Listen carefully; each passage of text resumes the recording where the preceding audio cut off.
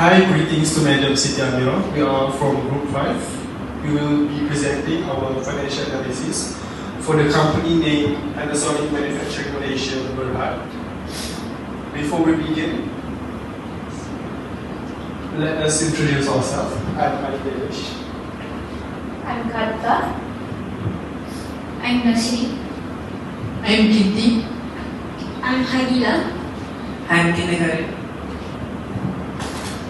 So I'll begin with the company profile. So as I mentioned, the company name is Panasonic Manufacturing Malaysia Berhad.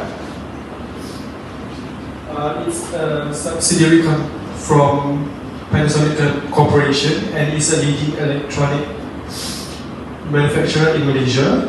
It was established in 1965 as Matsushita Electric Company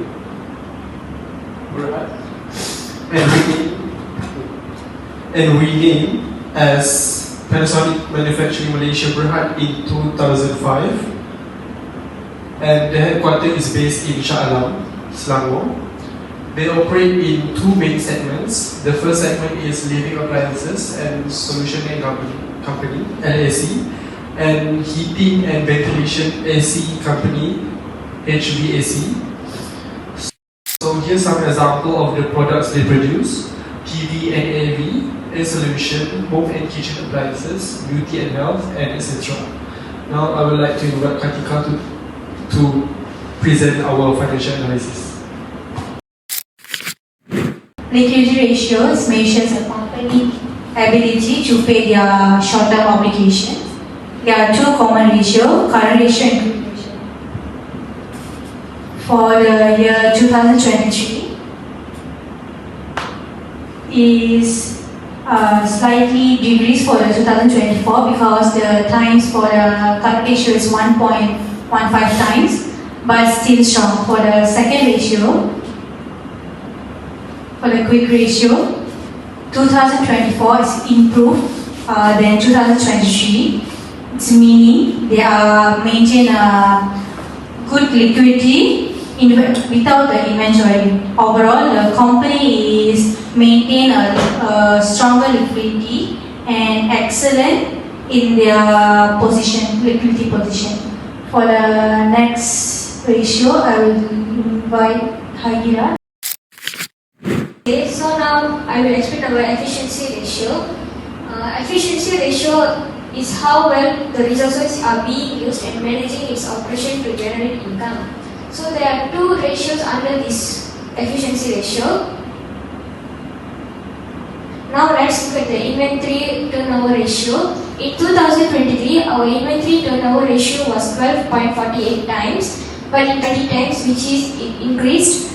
It shows that the company managing and selling its inventory more efficiently. A higher turnover ratio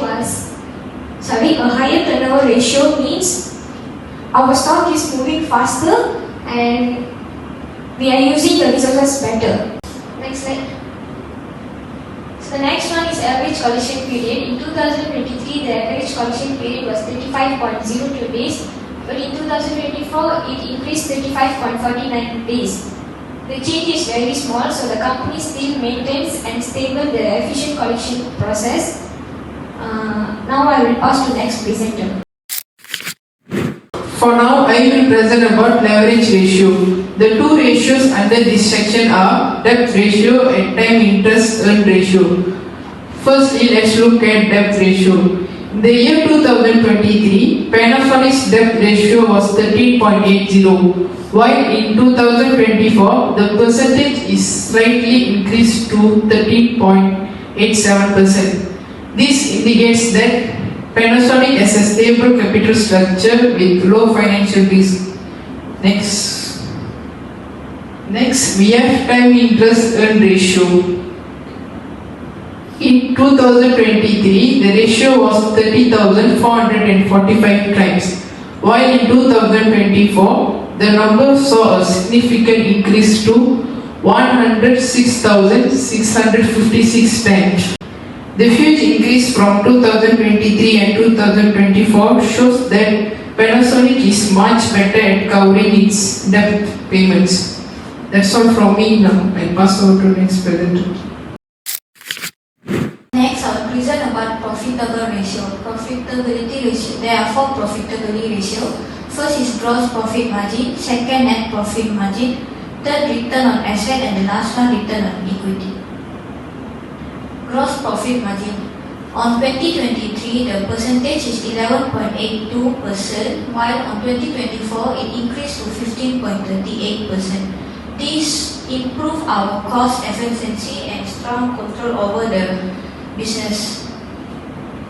Next is net profit margin. On 2023, the percentage is 8.08%. On 2024, it increased to 10.23%. It shows better expenses management and higher profitability. Next, return on asset.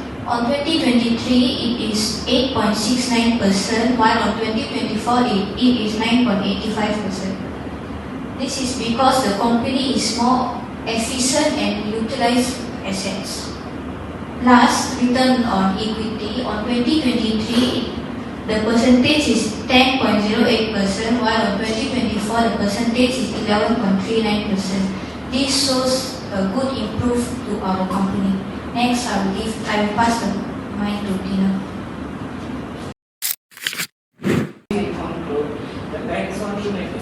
Manufacturing Malaysia Berhad has demonstrated a strong financial performance in the year 2024 compared to the year 2023. The company showed a solid liquidity, improved efficiency and low financial risk, and higher profitability. These factors are make Panasonic company an attractive and a stable option for a long-term investment, especially for potential investors who are looking for a sustainable growth. This brings us to the end of presentation. Thank you for your attention. If you have any question, let me know in the comment section. Thank you.